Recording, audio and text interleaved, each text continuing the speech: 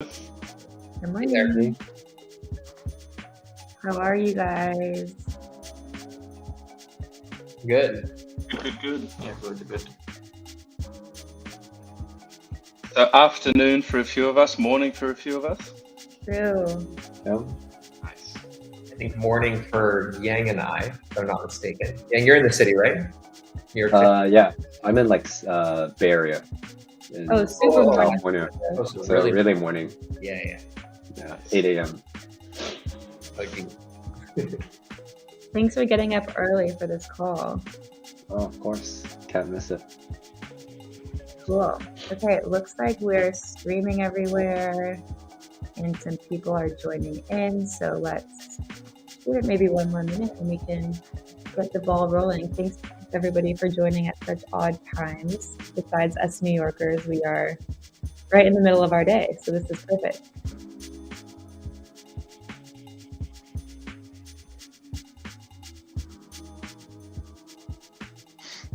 Okay, I'm going to turn the music off and let's get to it.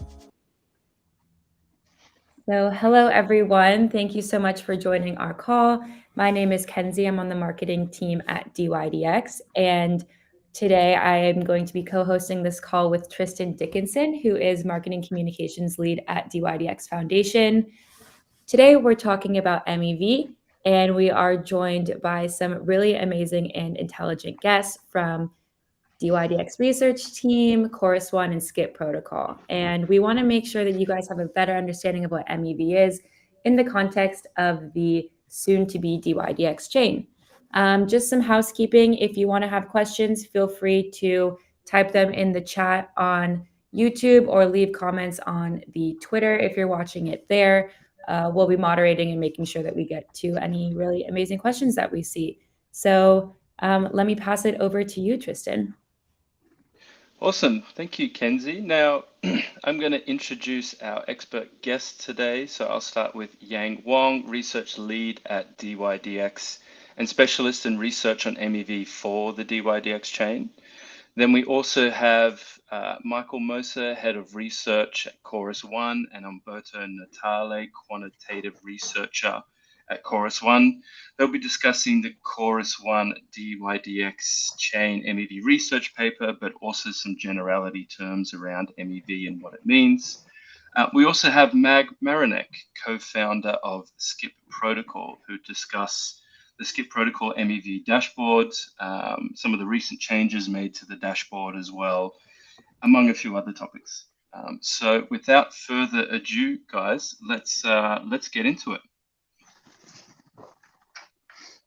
So Yang, we'll just direct a few of the first questions towards you, but also Michael, Umberto, and Mags, please feel free to pitch in and kind of add to what Yang is mentioning. So Yang, what is MEV and what does MEV stand for? Yeah, so I think the basic definition is MEV could be defined as minor extractable value, or now mostly maximal extractable value, where it's referring to the profits that validators can earn from reordering or censoring transactions to their advantage. And specifically for the dYdX chain, where it's a fully decentralized off-chain order book and matching engine. What this means is that through how they're doing the matching engine, validators could possibly be modifying what the code is meant to do to reorder or censor to their advantage, so that they can kind of gain a profit at the expense of the users. Yeah. Cool. Thank you for giving us that little definition. And so why should we care about MEV? Yeah, I think that's a great question. I'll kind of answer it from the perspective of, like, I would say, like, different users or players in the ecosystem. So one, if you're, let's say, a trader on using dYdX chain, where you're kind of placing trades, kind of going long or short, placing market orders. What this means for you is that ultimately you'll likely have worse execution price, where because of MEV, perhaps people are able to see what you want to do and front run you, so that you have a worse price with whatever trades you get. or perhaps you're a market maker or a high frequency trader, where there you're kind of constantly placing trades, trying to track perhaps the price on Binance, where you're trying to say like, oh, price is currently $100. Let me place trades on both sides. And as the price moves, you're kind of adjusting your trades. But because of MEV and because the validator is maybe acting maliciously, they're not allowing you to maybe cancel your trade or place your new trades. And so from that perspective, you can think of like censorship being a big issue, and also price execution. And then finally, I would say like the final player I would think of in the ecosystem, which is like other stakers or other validators or delegators to the network. I think at first glance, you could think like, oh, MEV is maybe good for the staker. You get like more profits that gets passed to them. But ultimately, this is actually bad for them as well. Where if you can kind of think of it, if it's both bad for traders and market makers or high frequency traders, users won't really want to trade there. And as liquidity leaves, the fees that the validators accrue will drop and usage will ultimately drop. And so as ultimately as you can see, I think because part of the reason why at dYdX or for dYdX chain, we're very concerned about MEV, because ultimately it's net negative for pretty much everyone in the ecosystem, where maybe you're able to get some short-term profit if you kind of are able to reorder or censor, but ultimately in the slightly longer term horizon, you'll be worse off as your overall profitability will decline as more and more people leave the exchange and don't use it just because of MEV being kind of resulting in a poor user experience. Yeah, just to add on to that, I think like in traditional markets, this kind of activity is illegal, right? So like you couldn't use, NASDAQ couldn't market make its own book with like a privileged view of transactions and reorder things. Like they would go, that would be under heavy scrutiny from the SEC. And I think those rules were made for a reason, precisely exactly what Yang said. And it harms individual traders. And I think as dYdX tries to replicate the best, trading experience, I think you want those individual investor protections sort of transferred over. And then also in the future, if there were to be a regulatory investigation, I think those kinds of rules would be frowned upon. Just recently, I think there was some guidance that was given, not by the US, but by, I believe it was in Europe, where trading activity that looks like MEV, including front running and sandwiching, was sort of frowned upon. And I think like increasingly the outside world is going to realize that, this is something that's been sort of, prevented in outside markets. And like, I think it's like, this is one of the rare things we want to try to replicate the same thing inside of decentralized markets too. Awesome, great answers. Now moving on to the next part, Yang, I'll direct this question at you as well. So how is the dYdX chain tackling the problem of MEV, and how is this different to other chains, let's say different to Ethereum? Yeah, I'd say the long answer is the real answer is it's slightly more complicated. And so I'll kind of talk through an analogy to hopefully kind of distill, I would say, like the philosophy or how the dYdX chain is tackling the problem of MEV. So kind of the analogy I like to think of is like perhaps you're playing like a card game, maybe something like poker, where at the start, what you do is like you take turns as a group of friends. You're like dealing out cards to everybody. And because we value decentralization, you don't have just like one single person who's like the dealer and dealing out cards. But kind of the problem you kind of face now is you somewhat have to trust that the person who's dealing out those cards maybe isn't cheating themselves, and they're like looking at the cards beforehand, figuring out who's like making sure they get dealt the best cards.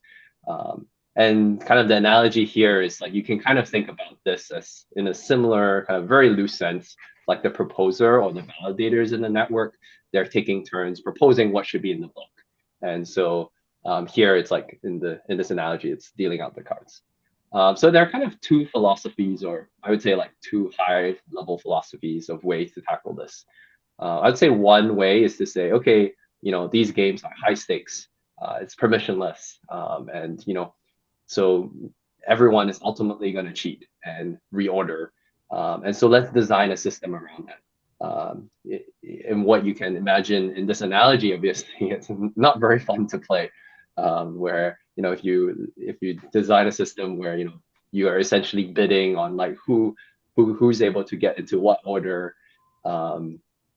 I'll kind of go back and into why this may or may not be exactly what is happening in Ethereum. But on the dYdX chain, it's a little more straightforward. Essentially, for dYdX chain, we view this as like cheating and profiting at a user's expense, or as like Mag was saying, this is like illegal in like traditional finance and for a reason. And so one way in this weak analogy is to say like maybe you install a security camera, and so if you install the security camera, everyone can like go back to the footage, make sure like no one was actually cheating or reordering when no one was looking.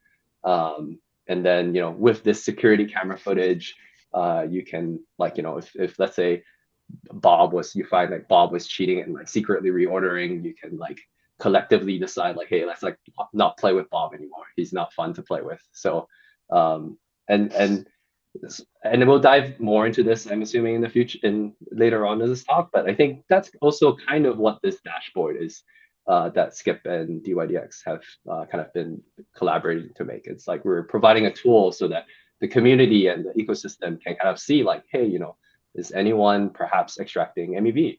And that's kind of like, you can think it's like some sort of security camera to see like, is anyone like reordering? But I do want to go back to the Ethereum case, or like the kind of the example I gave. I think I don't think it's completely fair to say that like, oh, Ethereum's just like embracing cheating or whatever kind of thing. But I think there's actually one key difference in the Ethereum and the dYdX chain case, which is that the dYdX chain is an app chain, where because it's an app chain, you're able to make specific design choices in the blockchain itself that cater to a specific application of one product. For example, in Ethereum, it's not an app chain; it's a general purpose smart contract environment, and so where there are actually many applications, and they all have probably different opinions on what should be fair or what should be considered cheating. So there, it's more up to the app designer to make it MEV resistant.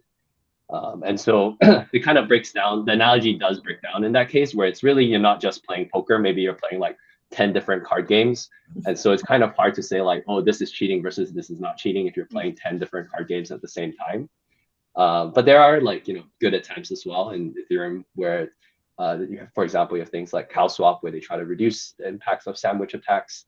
But I think the reason why I think dYdX chain has a fundamental advantage here is that because it's an app chain, you're able to kind of define what exactly the rules are in the blockchain itself, rather than having to kind of work around the constraints of being in this smart contract environment, where you kind of maybe are a little bit more limited in what you're able to do.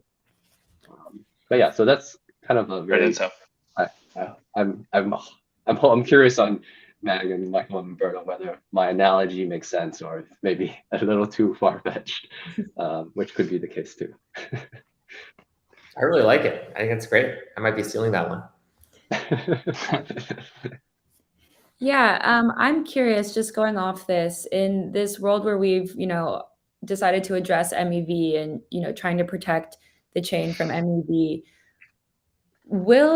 how do you see MEV protection affecting liquidity? Yeah, so I think there is, I guess, the scenario where there's like no MEV protection. I think in that world, I'd argue there would probably be very little, if not any, liquidity.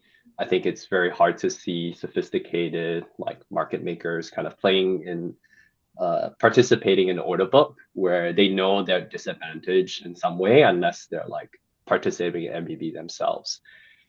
And if they are participating in MEV themselves, it's most likely going to only be able to be done by a few players. And so that ultimately also leads to an anti-competitive environment, which means that, market makers or liquidity is not as competitive, so they don't need to quote as tight. Yeah, so I think ultimately it's gonna be lead to a pretty bad experiences from the liquidity side. Not really able to get to the same liquidity as you might get on like a Binance or a centralized exchange. Awesome, great answers. Now we're going to move on to spotlight a little bit the Chorus One MEV dYdX chain research. So we're going to now move on to asking a few questions towards kind of Michael and Umberto. So let's just start with some basics before we get into, guys explaining the MEV dYdX chain research in detail. So let's start with, what is validator-driven MEV? Yeah, sure. Happy to take this. So hello, everybody, again. I'm not going to take my chances with the cards analogy, but I'll try to come at this question from two different angles, right? So I'll start off by talking about a general case, and I think we can use Ethereum as the stand-in here, as Yang did previously. And then I'll expand this a little bit to talk specifically about dYdX, right? And some of the design choices on dYdX and how that might reflect on validator-driven MEV. So I think to frame this term, the key insight really is that validators have a monopoly for a very brief period of time. So as a validator, whenever you propose a block, you can make certain choices, right? You can choose what transactions you include. You can also choose what transactions you exclude in this case. You can choose which way you shuffle transactions. And typically, the way you would choose the ideal sort of balance between all of these choices is by doing something that maximizes your financial payoff, right? Which is really kind of very central in the blockchain context. You assume that people are motivated by financial payoff, and then you design mechanisms around that sort of steer behavior in directions which could be beneficial. You might also delegate the right to build a block and make all of these choices to somebody else that's more competent doing that stuff, right? In the Ethereum context, this would be the block builder. But I think the key insight here, really, it's the validator's right, and it would be the validator's right to give. Okay. And in proof of stake, there are certain mechanisms of avoiding egregiously bad behavior by validators. And specifically what this means is that validators have skin in the game. And if they were to engage in certain behaviors, which would be bad for the chain, bad for the ecosystem, in general, by social consensus bad, and I think we can come to this later in the dYdX context, then there's some financial penalty that can be imposed to make sure that people do not engage in this particular type of behavior. Okay, so this is the general case. And now if we zoom in on dYdX a little bit, as Yang mentioned initially, on dYdX, the validator has the order book in memory, right? And the reason for that is basically that you want to be as performant as possible, but you still want to be fully decentralized. So that's kind of a line you have to straddle there between performance and decentralization. And what then happens is that the validator has some more degrees of freedom in terms of what type of MEV you can engage in. If in the general purpose case, like on Ethereum, you might conduct some arbitrage, right? You might front run people to a liquidation. On dYdX, you could theoretically reshuffle the order book in a manner which would be bad for other participants in the ecosystem. And I think shorthand, we can say you could do market making type activity in a way which is not conducted on a level playing field. And this is really what our report deals with. And we've looked into some ways this can be mitigated. And I think we get to talk about this later. But in short, that's validator-driven MEV. Cool. Yeah, you kind of just touched on this, but could you discuss the different types of validator-driven MEV? So, for example, fully on-chain arbitrage versus cross-chain venue arbitrage, sandwich attacks and liquidations, and maybe the impact of these and how we can measure them? Yeah, I think I can take this one. Basically, let's start with a bit of a disclaimer. I think that not all of sort of MEV are easy to classify in the good or bad scenario, and this is because probably from the mathematical point of view, it's very difficult to do that because these are concepts hard to quantify. But an example of this is that for example, you have arbitrage that usually is considered as a good thing to have because it works like a price stabilizer in some way. And yeah, at the end of the day, this is good for the user to have this kind of MEV because the user wants to trade at a price that is not the worst one, but it's in line with other value, because otherwise he's making a loss, of course. But if you look at the same problem from the perspective of who is providing liquidity, that could be a market maker or an LPs on an AMM. I mean, in that case, who is suffering for this arbitrage attack is basically making a loss because it's in most of the cases selling at a lower price, at a discount price. So at the end of the day, arbitrage in this case is good or bad for basically who is trying to estimate the losses at the end of the day. And yeah, on dYdX you have I mean several ways to produce such type of MEV. As other people said before me, you can manipulate the order book in order to produce a profit when you submit the block. And yeah, you can do it by basically reordering the transaction only on dYdX. So this will be something like on-chain MEV. So the validator, basically in this case, what validator does is use the knowledge of the order book and his power to reorder transaction in order to make a profit that lives on the dYdX chain. But you can have also, I mean, and you can do it by basically using price discrepancies, that this will be some sort of arbitrage. But you can also use your knowledge of new market orders basically to produce something that is very similar to sandwich attack, where basically sandwich attack is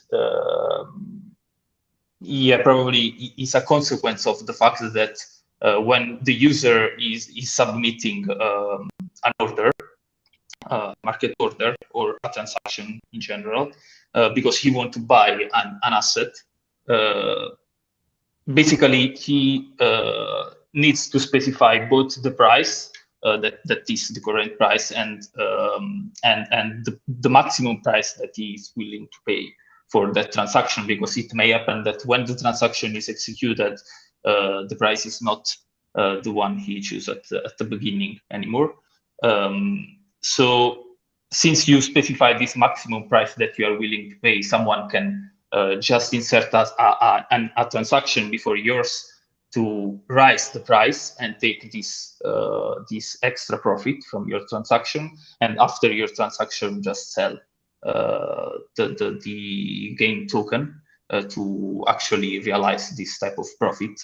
You can do, I mean, this is some sort of attack that happens on usual AMM, but it can happen also on dYdX, because you have market orders, so basically user will submit,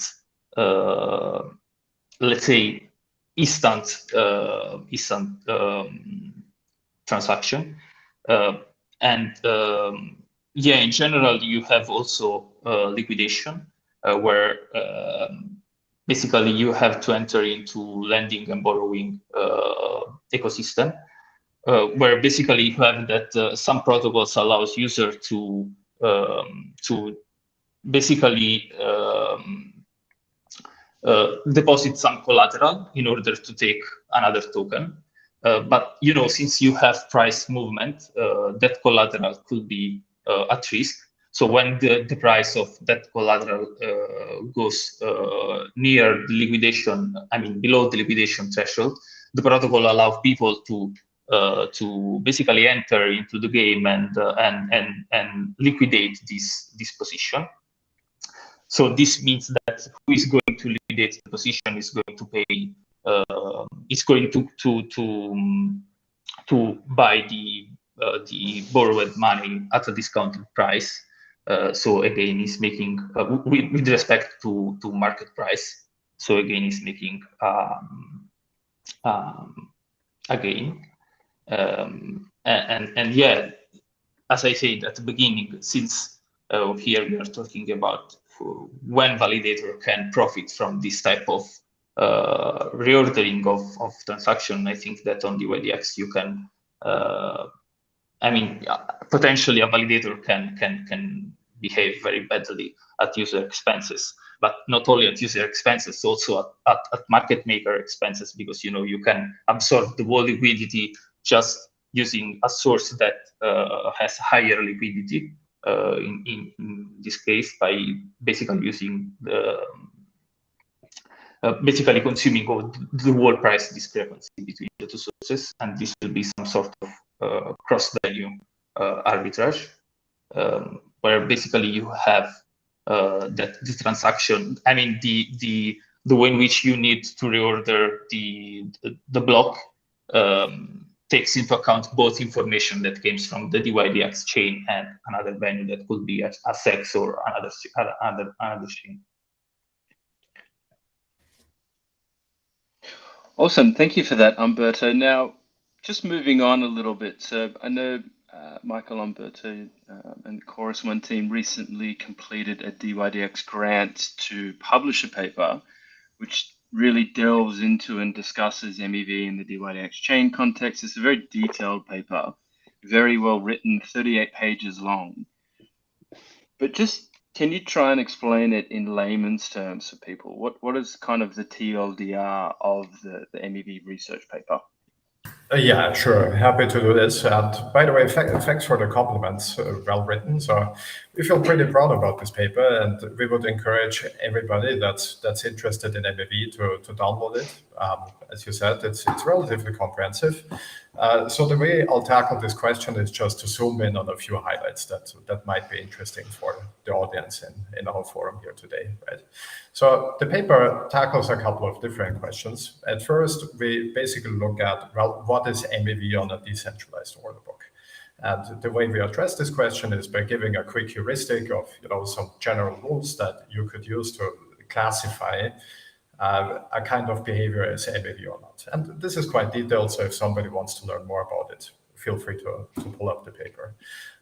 Then in the second section, we look at the wider Cosmos ecosystem, which of course is where dYdX will now land as an app chain, and how the presence of dYdX could potentially affect the Cosmos ecosystem, right? So the big thing here, of course, is, well, it's going to be a lot of flow in the Cosmos ecosystem.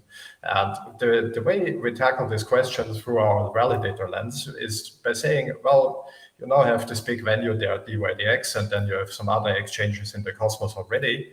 Would it be worth for a validator to build a custom client that allows them to take MEV, cross-chain MEV opportunities on each of those values, right? And the way we address this is by just looking at things empirically, downloading the data from, in this case, Osmosis, and estimating what we think like a payoff boundary would be for behavior like that. And by the way, props to Umberto for wrangling the data. There was a lot there. And what we found is that it really wouldn't be worth it, right? I mean, your revenue would totally fall short of what it would take to keep such a client going, right? I mean, it would probably cost you in excess of 200K to maintain such a client. If you have 2 engineers working on it and potentially a researcher, it really makes your cost basis explode quite quickly. So there we conclude that this is not a risk that people would have to be aware of on dYdX. And then the next section looks specifically at trading dYdX against another order book. And the elephant in the room there would be something like the Binance order book, right? It's the most liquid order book. And there we really zoom in on how a market maker would think about these dynamics, in terms of where price finding happens, where the liquidity is, and kind of what the implications there are for how market making firm might structure its operations. And this is probably the deepest part of the paper, so I'll stop summarizing it here, but I'll give the upshot. And the upshot from that is that as a market maker, ideally, you just want to be on top of the book when you want to be in the spot of on the book that you want to be. Okay, this is like of course a complete tautology, but I'm basically trying to say you want maximum control, right? So you would want to interface with a validator, okay? And then the question is, would you consider running validators yourself? And what we came up with is you typically wouldn't want to run validators as a market making firm because it involves certain fixed costs that you don't have. And crucially, it also involves having access to a type of state capital to gain voting power, which you can't really realize at the same cost basis that an established validator would, right? And validators will market make. That's totally not the game a validator is in. So the way we conclude that section is by saying, well, there could be a world where validators and market makers partner. And then really the upshot of the whole paper is the last section where we talk about, well, how could you make sure that such a partnership doesn't really affect the chain in an adverse manner? And maybe we want to dive into this a little bit deeper, but I'll just give a TLDR on it, right? And that is if you're a staker on dYdX, you basically carry the risk of your validator misbehaving, okay? If your validator does something that the chain doesn't want to happen, the validator gets slashed, it's your capital that gets slashed, okay? So this is a scenario that you really, really want to avoid. And for that reason, if you take the approach that we're discussing today with Skip's dashboard and you openly tell people which validators engage in activity that is undesirable, it really wouldn't be rational for people to delegate to any of these validators because your risk return profile just totally messes up, right? You basically run an excess risk, and then one thing we find empirically is even if that MEV gets distributed back to you, it doesn't compensate you for the risk, right? So there's absolutely no reason to delegate to a validator that would engage in this type of activity. Yeah, let's dive right into that. So you just mentioned, and in the paper you mentioned slashing penalties and unbonding periods to help mitigate risk. How effective do you guys believe these mechanisms will be in deterring undesirable validator-driven MEV? Yeah, so I can start the answer, and then Umberto can fill in. So I'll give the TLDR, and Umberto can fill in the detail behind it. Basically, what happens, assume you're staked to a validator, okay? You kind of have a couple of dimensions that you would consider when you decide to stake or not. Well, one thing is the APR, okay? And APR, of course, lives on a risk axis. So you want to be compensated for the risk that you take when you delegate to a given validator, which ties back to what I said before. You wouldn't want to delegate to a validator that engages in undesirable behavior because they would realize, well, potentially a bit more, but not as much more rewards to compensate you for that risk, okay? This is one aspect. The second aspect of it is liquidity. Imagine that you've just delegated to a validator and they have some kind of partnership or whatever that you weren't aware of, and suddenly you check Skip's dashboard and you notice that that validator kind of seems to start misbehaving a bit there, right? What can you do? Well, if you have an unbonding period, a huge unbonding period, you might ask the question, well, okay, so it's going to take me 2 weeks to get my money back. I'm going to lose out on rewards within those 2 weeks. Maybe I don't want to take action at this point, right? Maybe it's a fluke. But what will be important is that you always have the choice. So you always have the choice of delegating to a validator that is behaving well versus a validator that isn't behaving well. And in practice, what this means is that the period that you would have to wait between unbonding from a badly behaving validator, that is something which should be minimized or waived to allow people to really penalize this type of behavior very quickly, make sure they don't run any risk on their capital, and make sure that the impact of such a validator would be minimized immediately, right? So here it really is about giving the community the tools to express their preferences, to make sure that the stake is not being taken advantage of, and to be able to do so in a pretty instantaneous manner, right? Umberto, you might also have something to add on this. Could I ask one question, Michael? Sure. So it sounds like in that case, I have a pretty bad siren behind me. It sounds like in that case, you would want the redelegation time to be small, right? So the ability to like switch validators. But I feel like yes, exactly. One delegation too small, then like you would risk, I don't know, like too large movements around for different validators. So like maybe you can conduct worse MEV attacks. I was just curious what your thoughts on that. Yeah, so thanks for that correction. You're absolutely right. In terms of vocabulary, right, we would have to speak of the redelegation period. Okay, so it wouldn't be the unbonding period. It would be the period that you have to wait before allocating your capital to a different validator that you think is a better citizen.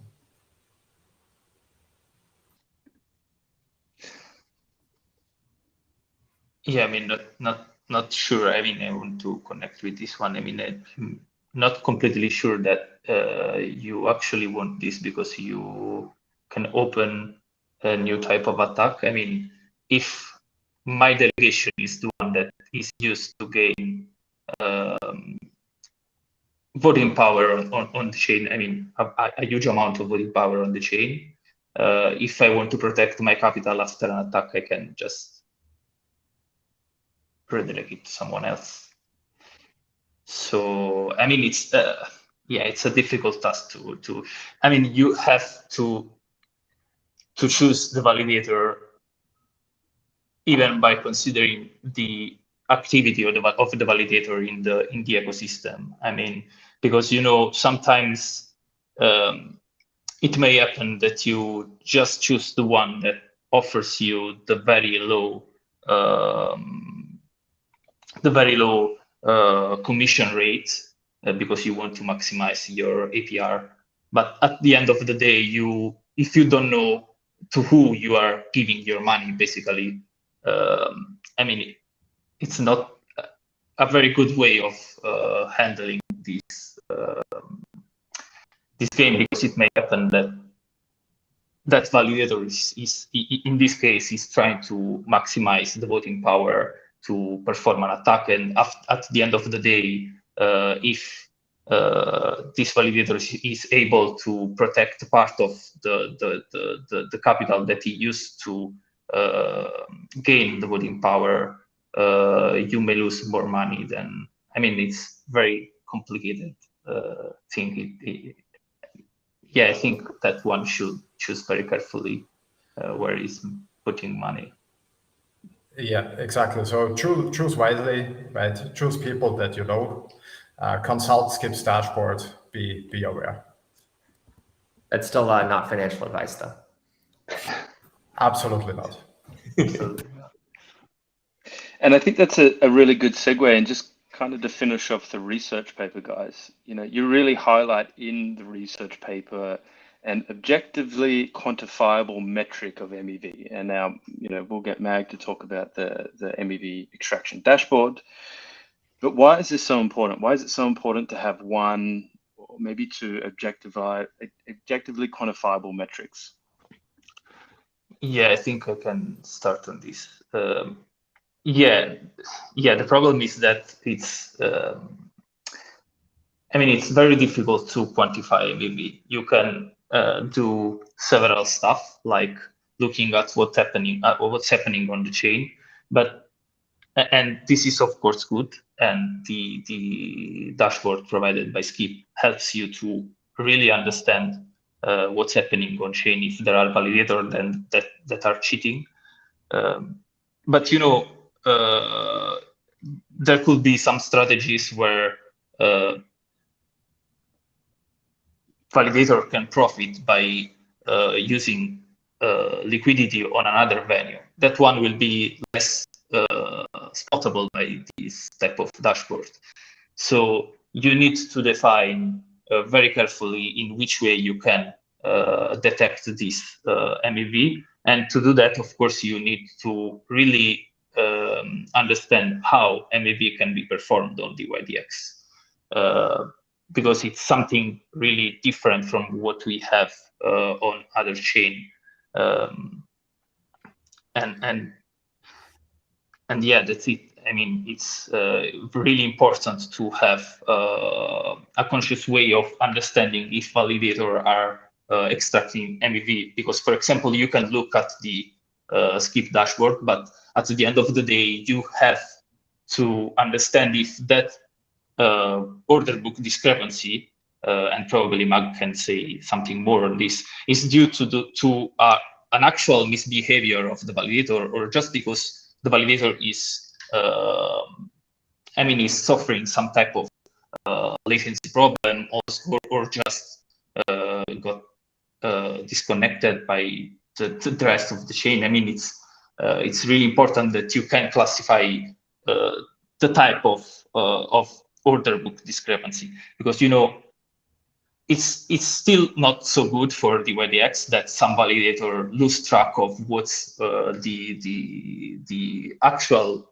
consensus on the order book. Let's call it this way, because I mean you have a distribution of what's the order book discrepancy among validators, so you should stay in that distribution. Yeah, but at the end of the day, it's not the same as attacking the network if you just go offline for a few hours, and in that moment you have a very crazy market activity and your discrepancy of the order book just go to very high number. Yeah, I think so. I think this is complex, right? This is a complex problem to solve, and Mag can talk more about how Skip has solved it. But I think really the importance of the objective metric is to be able to give the community something that is quantifiable, okay, and that is clear, and that people can refer to, and that's intuitive to understand. And while it's a difficult problem, it's definitely a worthwhile tool to make sure that people delegate the dYdX tokens to the best possible validators. Awesome, thank you for that, guys. So let's move into the next part and really put the spotlight on MAG and Skip protocol. So I know the research team in collaboration with Skip protocol, with yourself, Mag, has recently just released a blog, which actually is this MEV extraction dashboard V2. So let's really focus on that dashboard now, Mag. So, I know this was facilitated through dYdX grants, but I guess also to kind of reiterate what I mentioned around, Chorus 1 research paper. So in layman's terms, Mag, can you take us through the MEV detection dashboard and really what information should we focus on and prioritize? Yeah, so I'll talk briefly about how the dashboard relates to the research that was done. I think it's worth highlighting that coming up with this quantifiable metric of what is MEV on an order book, and specifically on dYdX, was a very collaborative effort. So dYdX research came up with this metric to begin with, and then both Chorus 1 and us independently added more use cases, and I think or more cases of MEV extraction. And I think we found in total, something like 8 to 10. So there's a lot of different ways that MEV can be extracted. But it all comes down to this one idea, which is if a validator is extracting MEV, their order book will look different than another validator, right? Or another node that was not extracting MEV, right? They will have done something to the orders to match them in a different way that will cause a discrepancy with the other nodes.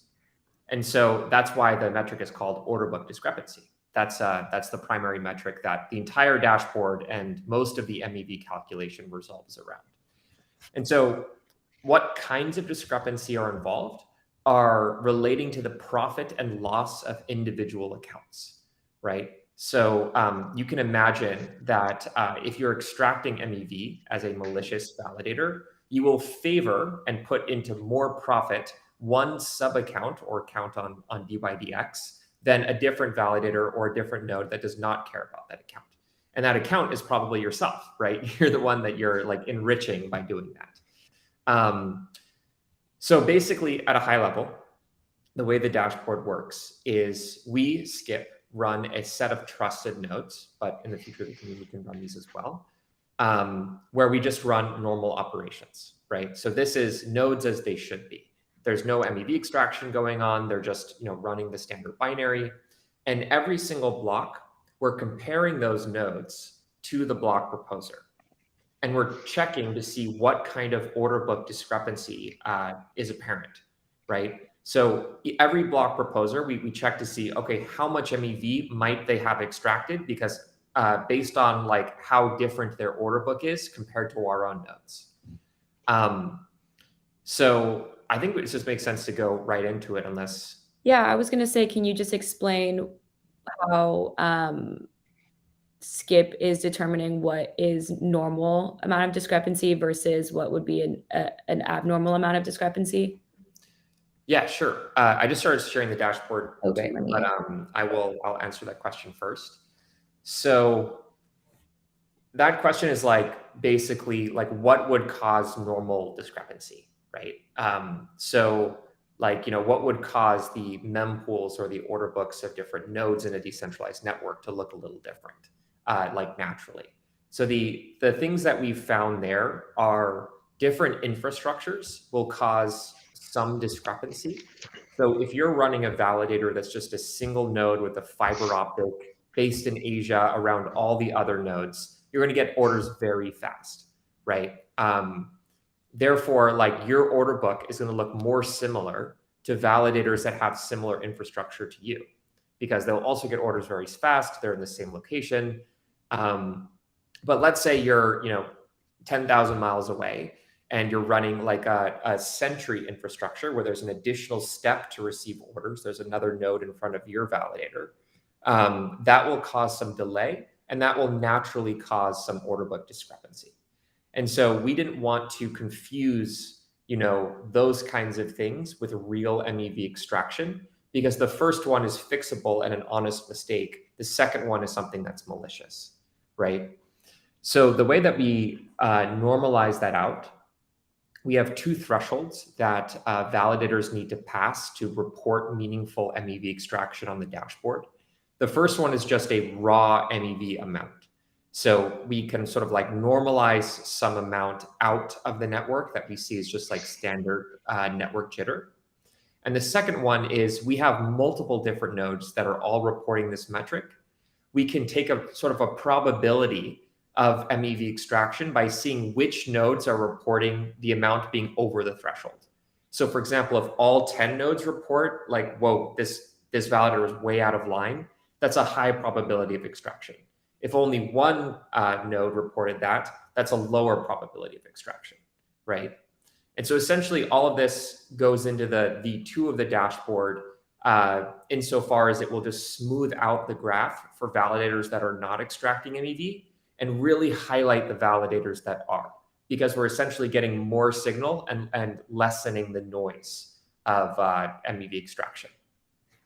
So this is the V2 dashboard. I'm just going to switch to what I'm sharing. So the obvious thing here is, who is this red line, right? These are our friends at dYdX Research who are sandwiching orders, I believe, purposely. And obviously this is not, I think, going to go to mainnet. But they are, purposefully extracting MEV in one of the most obvious ways to see how the dashboard is responding to that.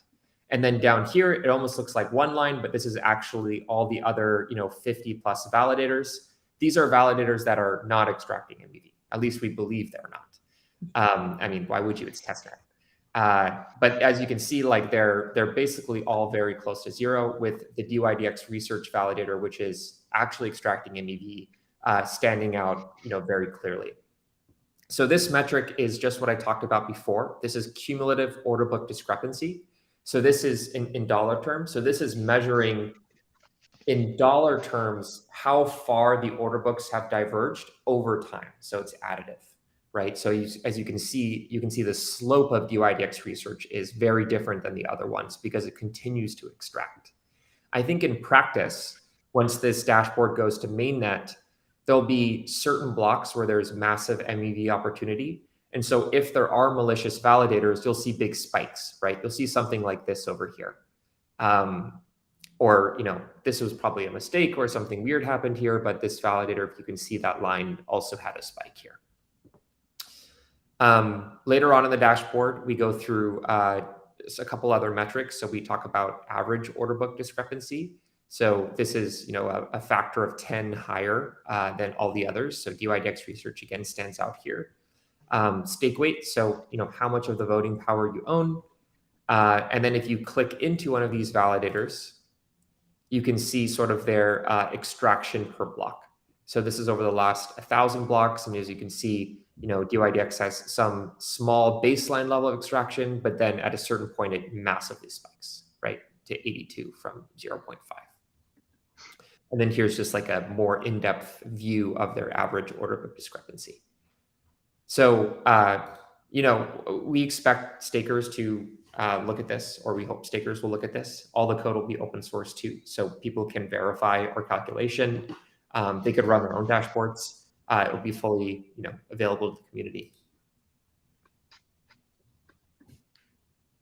Awesome. So then just deep diving a little bit further on that, Mag. So, dYdX Research purposely kind of set this up so you could identify some malicious behavior, which is a really good activity to actually bring the dashboard to life. But from your perspective, how should stakers utilize the dashboard and then either make a decision about which validator to choose or how to analyze their current validator that they've chosen? Yeah, so I think the dashboard is just data, right? It doesn't make any recommendations. It's just showing what is happening based off true data of the network, right? So it's a fully just objective system. I think the next step for dYdX, and this would be community driven, is to figure out how they want to use that data, right? And so are they going to punish, in this case, a validator that looks like the red line, right? And what does that punishment look like? Is that, a serious slashing event? Is that a temporary jailing? Is that a full tombstone, meaning the validator can never come back to the network again? And I think once those punishments are decided, stakers should be able to understand the risk that they're taking by delegating to validators that are higher up on this dashboard, right? Because if they believe that, oh wow, like if I delegate to this red validator, right, the one in this case is dYdX, I might lose all my money, right? And so even though this validator is offering $100 cash back and Amazon gift cards, I might actually lose everything that I have in it because it's eventually going to get slashed. And so they can better understand the risk profile around that. I think from our perspective, all we want to make sure that we do is report this metric as honestly as possible to give the community the most signal they can to make that judgment. Yeah, I have just a quick question. Is there anything else that you think could be added to this dashboard to make it even more robust? Are you guys feeling pretty confident in the way that it's sitting right now? Yeah, we never feel fully confident. There's always things to improve. So, one thing I think would be really cool is this dashboard right now is very basic, right? So it's designed to show the high level of what's going on. I think in the future, if traders are very interested, so not just stakers, but also traders, are very interested in sort of like what's going on, we could have a more in-depth analysis of a block by block extraction to see sort of like, okay, which orders were matched on the proposer and which ones were not matched on our nodes or vice versa, right? So then traders could see like, oh, I really lost out on that one trade because this block proposer did this. That's really sketchy. Like maybe I'm not going to submit my blocks when they're up next, right? So I think this dashboard could be extended to be more useful for like market makers and traders in general. I think, there's always more adjustments and fine tuning around the normalization. So right now we have, some heuristics that we chose based off testnet data. But I think once it comes to mainnet, we'll have to adjust the different thresholds to make sure that we're really, capturing the signal, not the noise. But outside that, I think, honestly, we've made a lot of progress. And this is a huge thanks to the dYdX research team and Yang. In terms of just figuring out how to best display this metric. Cool. Yeah, thank you. And if you anybody who's watching this haven't read the blog post about it, you can go find it on our website, dYdX.exchange. Okay, trying to get rid of you. Okay, there we go. Okay, cool. So just kind of as a closer for maybe Yang or anybody here is just like what else is being researched to help our community accurately understand MEV, and what are some things that maybe we're looking into or that your teams are looking into to help mitigate MEV at the chain level? Yeah, yeah. So I think we've kind of gone through a lot with the measurement and like kind of displaying like which validators are extracting MEV. I think another line of way of thinking is actually designing the exchange such that MEV is hard or can't be extracted in the first place. Where currently, the block proposer has a lot of power in kind of being able to say like, okay, here are the matches. And then, so that's why we need to be able to like measure and see like, oh, is something fishy going on with this block proposer? But in Cosmos, there's this construct or like this thing called vote extensions, where kind of at a high level, what this means is rather than maybe having a block proposer be able to have like unilateral power over like which orders they include and how it's matched, perhaps we could do it such that validators as a group as a whole, they collaborate together through these vote extensions. They kind of give data, and then the proposer will kind of have to use that data, both can and have to use that data to say like, hey, this based on what everyone is saying, this is what the matches should be. That kind of limits the scope in terms of like what can be done. And if it's kind of limited to the degree where it's like, just like no longer profitable to do it, no one will actually do it. And then we're kind of back to having a kind of fair trading environment. So that's one with vote extensions. Another line of thinking that we're also partnering with Xenophon Labs through a grant is diving into trusted execution environments, where the idea there is if we have the validators run code in these trusted execution environments, where we can actually verify cryptographically that they are running the code as is and not making modifications, perhaps that can kind of give us some guarantees about whether or not they're extracting and essentially make it a lot harder to extract MEV. So those are kind of like at a very high level, two of the kind of ideas that we're thinking through. Awesome. And then Mag, just in addition to that, with the potential release of the dYdX chain coming up, what further could be done on top of what Yang mentioned? Yeah, I mean, I think that's a pretty good answer. I think there's other forms of encryption that could be considered too. There's an increasing research community building around threshold encryption as a potential way to better encrypt blockchains and sort of like leverage the decentralized nature of blockchains to share keys. And then like very far in the future, there's FHE, right? Fully homomorphic encryption, where you have both encrypted inputs and encrypted computation. This is sort of like the ideal situation because you can't see the transactions and you can't see the computation, but you can verify both. But it's extremely expensive, and so it's like it's years away. I think there's also a variety of other designs that could be explored with some major drawbacks for each. So one, for example, is frequent batch auctions, where basically you group all the buys and then you group all the sells, and then you sort of average out the prices for both.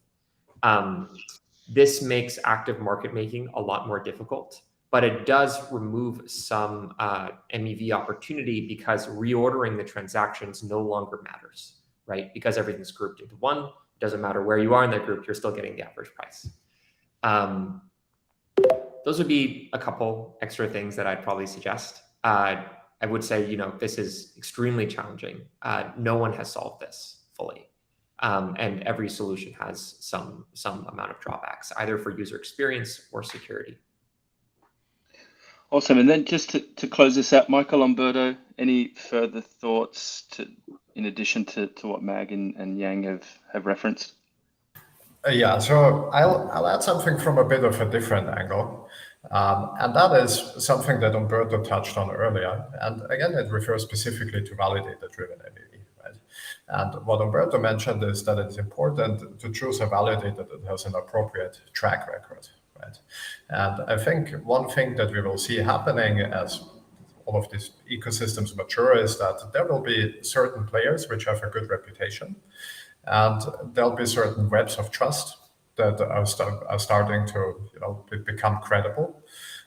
So I think another way of making sure that people behave well is just to sort of give people time to build a reputation, and then leveraging this track record that's out there and kind of knowing about who is a trustworthy party, who might be less trustworthy, and then giving the user the agency to pick whoever is best for the chain and the ecosystem. Awesome. Well, guys, thank you very much for joining us on this YouTube Live. I think we've really delved into the theory of MEV and explained, in detail what MEV means, but then also, brought it to life with how you can practically view it and why it matters and why it's important for you to understand this, to choose validators or stick with validators. So really appreciate everyone's time. I think the final thing that I'll leave everyone with is Chorus One has done a very in-depth research paper, and I would really encourage the community to read that. The guys have given a fantastic TLDR, so we'll also be able to rewatch this, and then you can get the snippet. dYdX research team is really at the forefront of MEV research and mitigating MEV with the dYdX chain, and Yang and the team are leading this effort. And then MAG and Skip Protocol's dashboard is a fantastic and very practical way to view MEV, and actually why practically it matters. And the recent addition with the V2 of the dashboard and bringing in the dollar amount, I think makes it really practical. But thank you again, guys. Really appreciate your time, and we're looking forward to hosting a similar session in the future. Thanks, everyone. Thank you. Thanks, guys. Bye.